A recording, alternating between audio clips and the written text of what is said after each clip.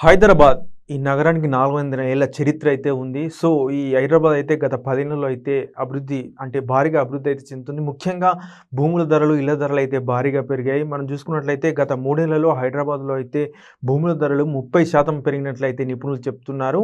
ప్రస్తుతం ఏపీలో టీడీపీ అధికారంలోకి రావడం, హైదరాబాద్‌లో అంటే తెలంగాణలో కాంగ్రెస్ అధికారంలో ఉండడం, అటు ఏపీలో చంద్రబాబు నాయుడు అమరావతిని 30 నెలల్లో డెవలప్ చేస్తామని ప్రకటించడంతో అయితే హైదరాబాద్‌లో భూముల ధరలు గానీ, ఇళ్ల ధరలు గానీ తగ్గే అవకాశం ఉందని చెప్పేసి అయితే నిపుణులు అయితే అంచనా వేస్తున్నారు.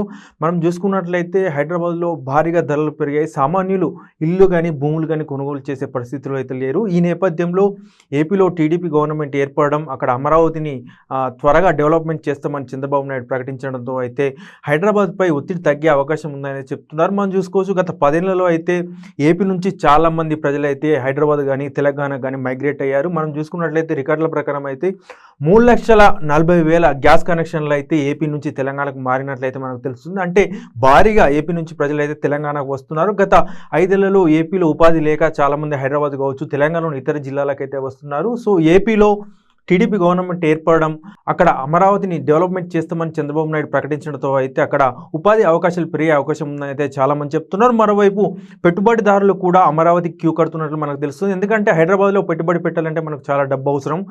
మనం చూసాం నానక్రామ్ గూడలో అయితే కొద్ది రోజుల క్రితం ఎకరా భూమి అయితే 100 కోట్లు పలికింది. ఈ నేపథ్యంలో ఇదే డబ్బును అమరావతిలో పెట్టుబడి పెడితే అక్కడ భారీగా అవకాశాలు ఉంటాయని చెప్పేసి అయితే పెట్టుబడిదారులు గమనిస్తున్నట్లయితే మనకు తెలుస్తుంది. దీంతోనే పెట్టుబడిదారులు అమరావతి క్యూ కడుతున్నారు. మరోవైపు చంద్రబాబు నాయుడు కూడా అమరావతిని పునర్నిర్మాణం అంటే గతంలో శంకుస్థాపన చేశారు. ఆ తర్వాత వైసీపీ గవర్నమెంట్ రావడంతో అమరావతిని పక్కన పడేశారు. ఇప్పుడైతే చంద్రబాబు నాయుడు అయితే ఈ అమరావతి డెవలప్మెంట్ని అయితే సీరియస్గా తీసుకుంటున్నారు.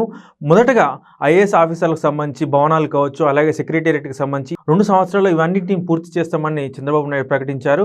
ఈ నేపథ్యంలో 10,000 కుటుంబాలు అయితే అక్కడ నివసించడానికి అవకాశం అంటే ఇన్ఫ్రాస్ట్రక్చర్ క్రియేట్ చేస్తామని చంద్రబాబు నాయుడు ప్రకటించారు.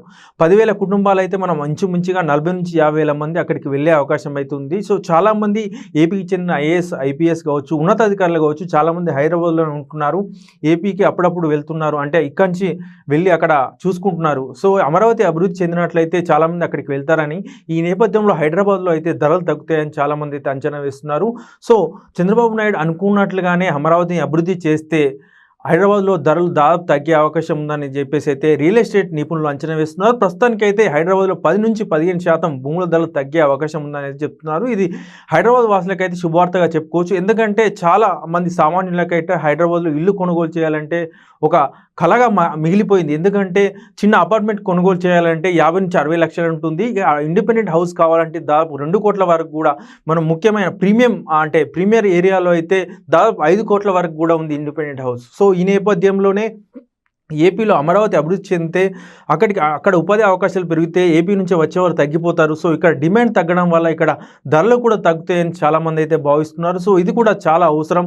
ఎందుకంటే తెలంగాణలో మిగతా జిల్లాల నుంచి చాలామంది హైదరాబాద్కు వస్తుంటారు. సో, ఇక్కడ స్థిరపడాలంటే వారు ఇక్కడ ఇల్లు కానీ, భూములు కానీ కొనుగోలు చేయాలంటే ధరలు తక్కువగా ఉండాలి. సో, అమరావతి అభివృద్ధి చెందితే అక్కడ డెవలప్మెంట్ అంటే పెట్టుబడిదారులు అందరూ అక్కడికి వెళ్తే అక్కడ ఉపాధి అవకాశాలు కల్పించినట్లయితే హైదరాబాద్పై ఒత్తిడి తగ్గి ఇక్కడ ధరలు తగ్గుతాయని చాలామంది అయితే భావిస్తున్నారు.